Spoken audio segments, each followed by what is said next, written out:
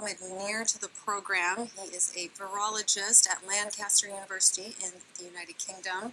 Doctor, thank you so much for being with us. These two vaccines, which were developed separately, they both appear to have very high levels of effectiveness. What does that signal to you?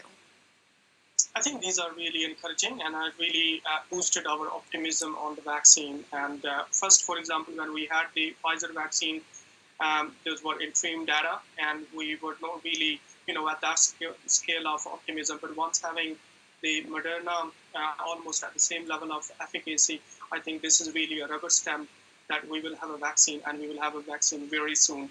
That means this is really a big milestone and really a watershed moment.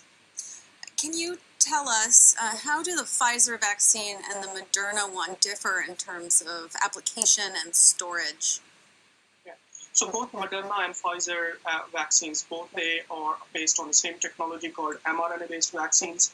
What it does, it takes the genetic material of the virus, inject into the cell, and in the cell it produces the protein that is onto the surface of the virus. Our body immune system sense it and start producing the antibodies and also the T-cell response, and both together really protect the vaccinated people.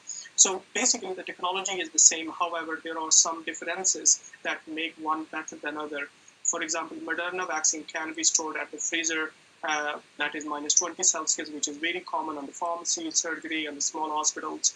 Whereas the Pfizer vaccine that required minus 80 Celsius storage, it definitely required a separate infrastructure such as liquid nitrogen or dry ice carrier to really transport and ship.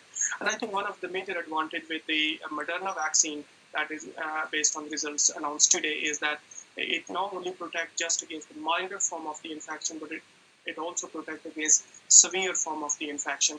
So that is really a plus again, other than the storage over the Pfizer vaccine. Okay, that's great news, because with the Pfizer vaccine, a lot of the negative that we heard was that it needs to be kept in this super, super cold freezer to be effective. Doctor, can you shed any light for our viewers on how multiple vaccines coming out at the same time could help push up the timeline of how long it takes to get control of this virus? Absolutely. I think this is the most critical question to understand at this moment, is that not one vaccine would be enough to really immunize the people at the level that we need it to do. First, because there are challenges in the production, and then there are challenges in the distribution, and each technology we are having in different vaccine frontrunners, they are based on different principles. So this means that we have to have 2 or 3 vaccines that have a capability to produce billions of doses before we can really start seeing the impact of this vaccine.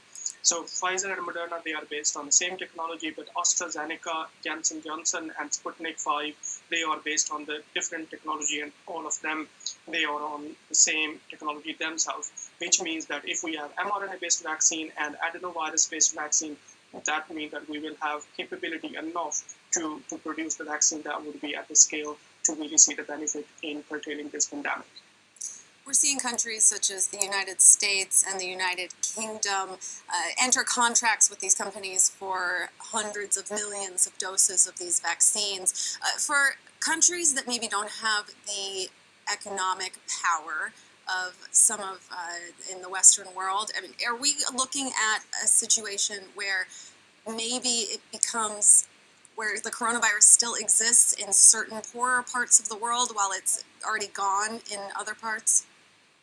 I think this is again a very excellent question, because I think once the vaccine would be registered through the regulatory body, the next question and the challenge would be how the equitable distribution could be made.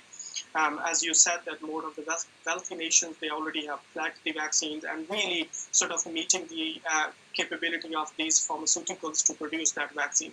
So the pharmaceuticals don't have any more capability to accommodate requests from other poor countries, for example, based on the cost or the pledging at the time. But one thing that WHO does, which I also be part of, is that to have a facility that can secure the doses of the vaccines for at least vulnerable communities in the low and middle income countries. So I think the emphasis should be from now onward is that not that the vaccine should be given to the one who have the wealth, but given to the one who need it, because until not everybody is safe, nobody is safe. Dr. Mohammed Munir from Lancaster University. Thank you. Really appreciate you helping us understand this news. Thanks for having me. Ethiopia's